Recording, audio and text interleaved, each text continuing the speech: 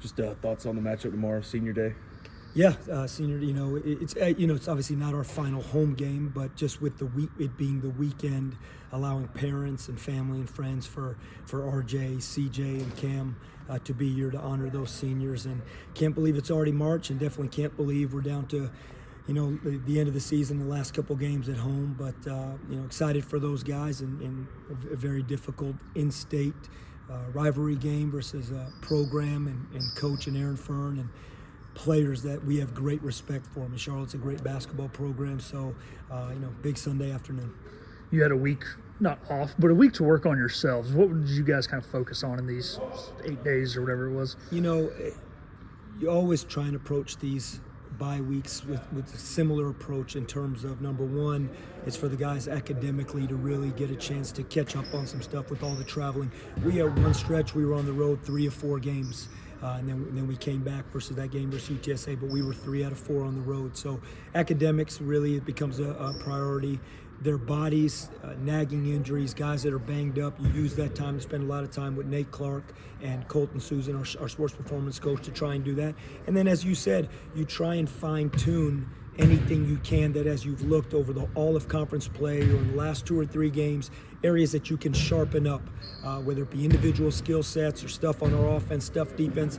You don't go into a bye week and saying, hey, we're going to become this new team and do a bunch of different stuff. You try and sharpen up the stuff that hopefully you've either been doing well and improve it on, or stuff that you haven't been able to be as successful as you want. You figure out why, and you spend that time in practice doing that.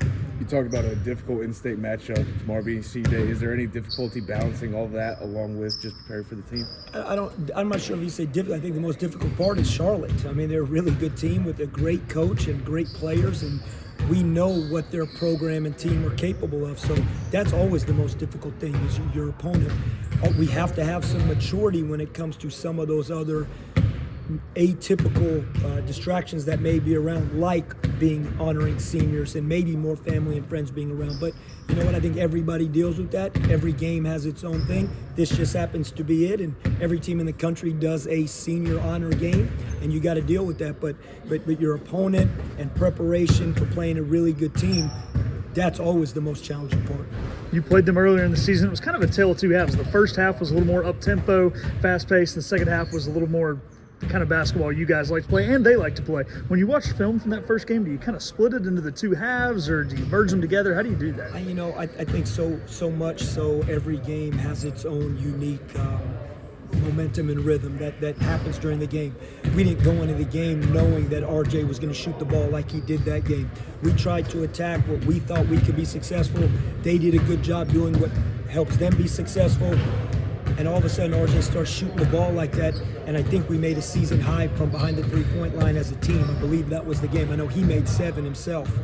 So shooting is such a key component to it. So sometimes whatever your game plan is going in, however that's going, if the ball starts going through the hoop or vice versa, it's not going through the hoop, you have to make adjustments. So I don't know if I look at it as 2 different halves. I look at it like that game we shot the ball well, and we were fortunate that really helped us. A lot of fans are probably more familiar with CJ and RJ. Just what has Cam meant to this team? Oh, Cam has meant so much to this team. He's been here 2 years. I think he's been so loyal to what's on the front of his jersey. He's a North Carolina high school kid that played for a great program in Greensboro Day. And so I think any time you have a chance for someone to finish their career here, he graduated last year. He's always represented this program in the first-class manner. He's represented ECU, and he takes a lot of pride in being an ECU Pirate. And so I think that says a lot, because he went through a lot of challenges last year with the eligibility stuff. He hit the ground midway through the season. He had a chance to say, I don't want to play. He had a chance to say, I don't want to lose any eligibility. I want to keep this year. That was on the table. And he said, I want to play. So he gave up 10, 11 games of his 4th year or his senior, so to speak, senior year of college. He was graduating to play for ECU. And I get great respect for that. We love Cam Hayes.